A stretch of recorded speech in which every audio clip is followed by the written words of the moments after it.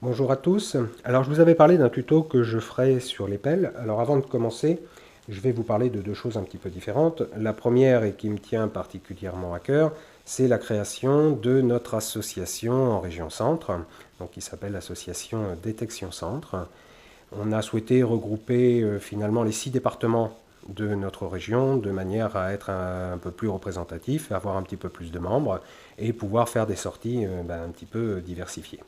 Donc voilà, on a un des premiers adhérents, qui je crois que ça devait être le deuxième, qui nous a créé ce magnifique logo. Moi je l'aime beaucoup. Il est assez représentatif de notre loisir et de la région.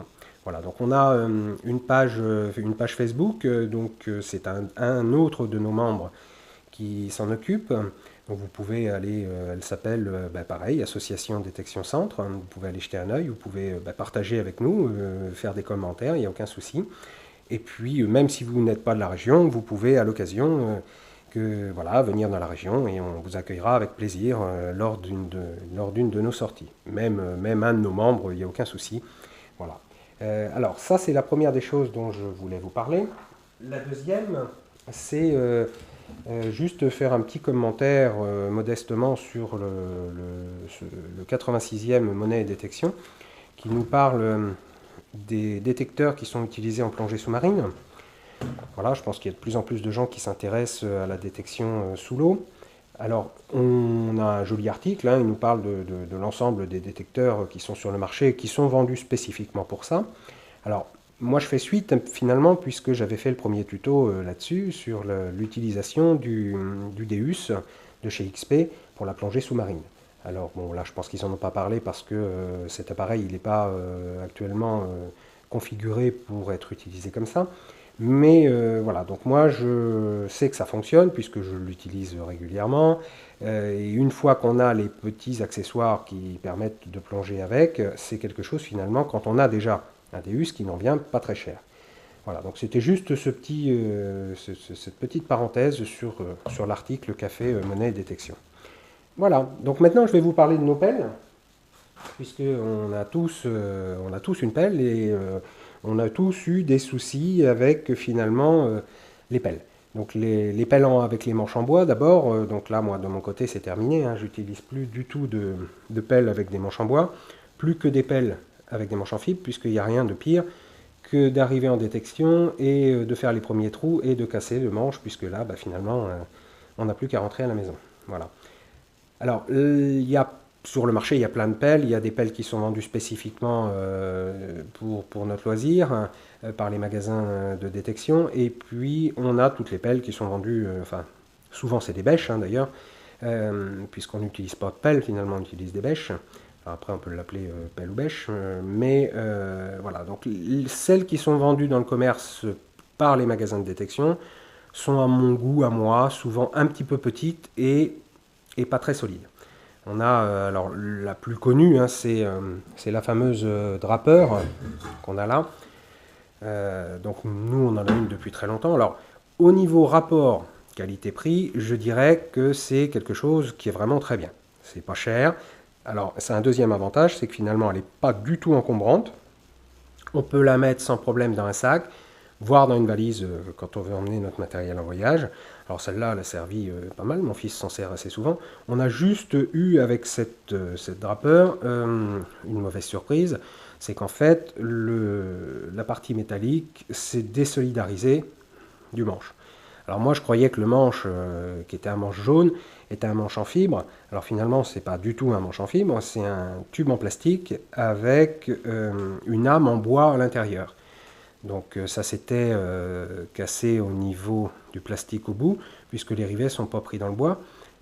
Donc j'ai réussi à rajouter deux grands rivets assez longs, qui eux sont pris dans l'âme en bois, et puis finalement depuis ça tient plutôt bien. Voilà. Par contre l'inconvénient de cette pelle-là, et de toutes les petites pelles, que ce soit les pelles militaires, voilà, toutes les petites pelles de jardin, c'est que quand on fait un trou, ça va, quand on creuse pendant quelques heures avec, on a vite mal au dos parce que quand on l'a enfoncé dans un trou à 30 cm, il ne reste plus grand chose qui dépasse.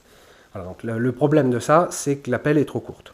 Donc, mais au niveau rapport qualité-prix en pelle de complément, Enfin, moi je trouve que c'est une des plus agréables. Alors après, ben, ce que je vais faire, je vais vous présenter la mienne. Donc ma fidèle compagne qui est avec moi depuis maintenant plusieurs années. Alors il y est arrivé bien des misères. Donc c'est une pelle qui est une pelle Le Borgne. Voilà, donc c'est la marque Le Borgne au niveau de la partie métallique.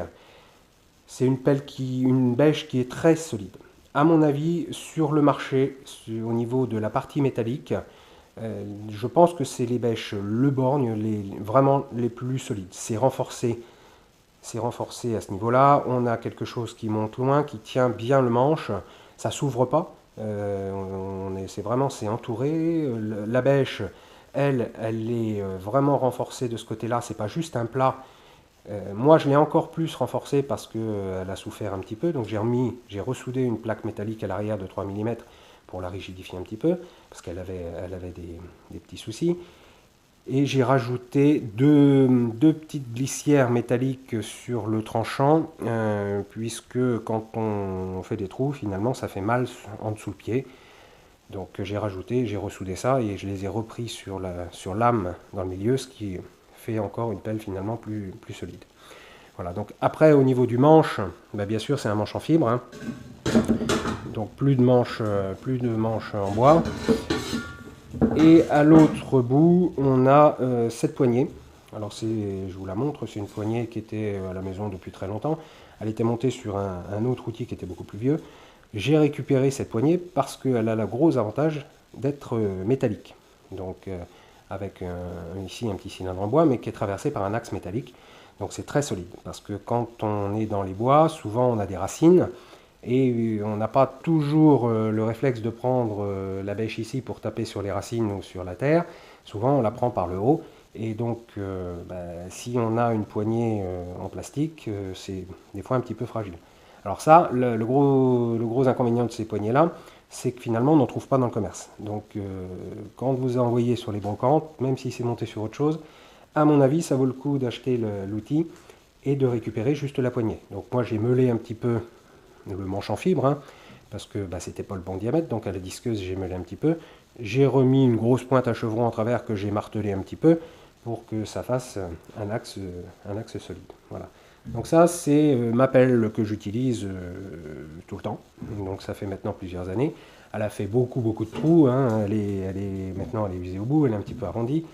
Donc voilà, mais au niveau de la solidité, je pense que c'est compliqué de faire plus solide. Voilà. Donc ça, je vous la présente. Alors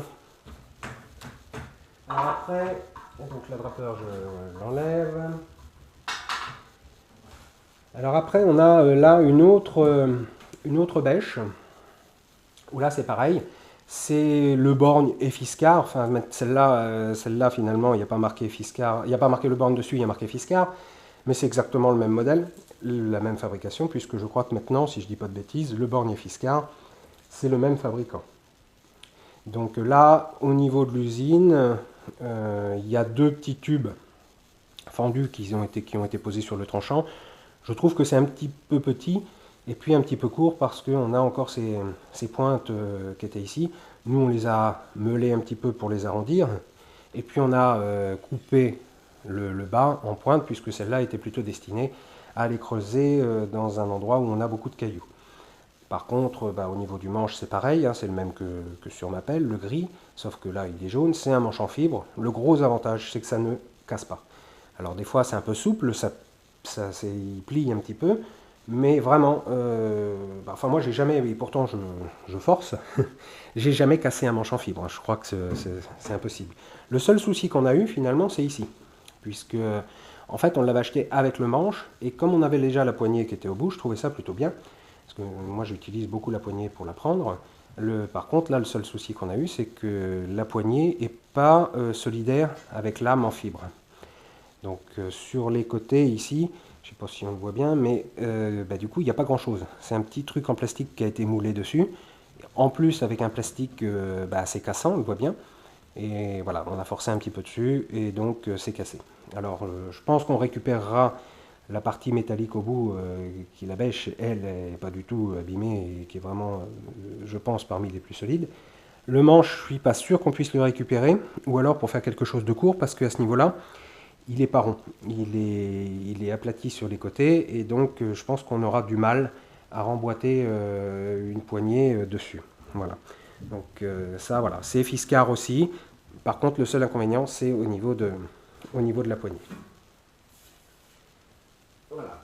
Après, on a donc les fameuses pelles Fiskars qui sont là, qui sont des pelles avec, enfin des bêches, avec des manches télescopiques. Celles-là ont des manches télescopiques. Moi, j'en avais acheté une pour avoir une pelle qui rentrait dans mon sac le jour où j'ai besoin de marcher et de transporter mon matériel. Donc je l'ai coupé et finalement c'était surtout ça que je voulais vous présenter puisque c'est assez facile à faire. Par contre, on voit très bien que ça la raccourcit nettement, tout en gardant une pelle où on a la possibilité finalement d'allonger le manche quand on est arrivé en détection. Donc on a cette petite partie-là qu'on tourne et ça s'allonge. Voilà, donc là on se retrouve avec une pelle qui permet quand même de faire des trous sans trop peiner. Et quand on veut la ranger et la transporter, le manche rentre et on la rebloque. Voilà. Alors en plus, moi j'ai coupé un petit peu le bout ici de la bêche pour gagner encore quelques centimètres, puisque finalement ça suffisait pour pouvoir creuser. Donc pour la couper, c'est relativement simple, hein. On a ici une vis 6 pans, une vis BTR. Voilà. Donc on enlève la partie plastique, on déboîte le haut, voilà. Et à partir de là, on se retrouve avec le tube métallique. Donc le tube métallique, moi je l'ai recoupé d'environ une quinzaine de centimètres. Il ne faut pas aller plus loin, finalement, il ne faut pas que le plastique vienne dans l'arrondi, parce que forcément après on va avoir beaucoup de mal à la replier. Mais on peut sans souci enlever une quinzaine de centimètres. Alors c'est simple, hein, la première des choses finalement c'est de fendre le tube métallique ici avec une disqueuse, avec les petits disques fins, puisque on a un insert en plastique à l'intérieur. Voilà, donc on le fend ici et on dégage l'insert. Donc si on n'arrive pas à le dégager, ben, on coupe. Alors par contre pour couper, il faut enlever cette partie-là, de manière à ne pas couper l'embout en plastique qui est dedans. Voilà. Donc on dégage la partie là, on coupe le tube et après il est facile de faire une saignée, ce qui libère l'insert. Voilà. Et après, une fois qu'on a coupé, on remboîte cet insert plastique dans la partie du tube. Donc, bon, et moi donc il faut faire attention, il ne faut pas taper sur cette partie-là. On peut mettre deux cales en bois pour pouvoir le remboîter. Alors cette pelle-là, il faut quand même faire attention quand on l'utilise, puisque ce qui fait le mécanisme, c'est ces petits ergots qui sont là, qui viennent ou dans un sens ou dans l'autre. Donc pour couper des racines ou taper sur de la terre dure, il faut la prendre par ici et pas la prendre par la poignée en haut, parce que ce qui retient la poignée, une fois qu'elle est ouverte, c'est les petits ergots. Donc je pense que ça reste des choses quand même assez fragiles, donc il ne faut pas taper dessus. Donc une fois qu'on a remboîté l'insert, eh bien on remboîte le manche dans la poignée, et puis on remet cette partie-là qui sert de blocage. Et bien sûr la petite vis BTR. Voilà, donc on a d'un seul coup une pelle finalement qui va rentrer dans un sac, et puis quand on arrive pour creuser, eh ben, on a une pelle qui s'allonge. Voilà. Donc je trouvais ça vraiment, vraiment pratique et je trouvais que c'était une bonne idée. Voilà, donc ça, après c'est la pelle la même, hein, Fiskars télescopique, donc on voit bien la différence entre les deux. On a gagné en bas et on a gagné en haut. Et on se retrouve pas très loin de la petite drapeur, bon, qui elle, du coup, n'est pas télescopique, mais finalement, une fois pliée, on n'est pas très loin, donc c'est facile à transporter. Voilà. Qu'est-ce que je voulais vous montrer d'autre? Ça, qui est un petit outil que fait Garrett. Alors, c'est bien pratique dans les bois. Alors, nous, en région centre, on n'est pas dans une région où on a beaucoup de cailloux, mais on a des bois. Et dans les racines, alors celui-là, il est neuf, il n'a jamais servi. Mais dans les bois, c'est vrai que souvent on a du mal à aller chercher ce qu'il y a sous les racines. La grosse pelle, c'est pas très pratique, et donc avoir ça dans le sac, ça rend bien des services. Donc l'autre, il est un petit peu usé, donc j'ai préféré vous montrer celui-là. Alors après, bon, bah, on adapte forcément, chacun s'appelle à sa région. Nous, on a des terres sableuses, on a des terres agricoles, et on a des bois où on n'a pas beaucoup de cailloux.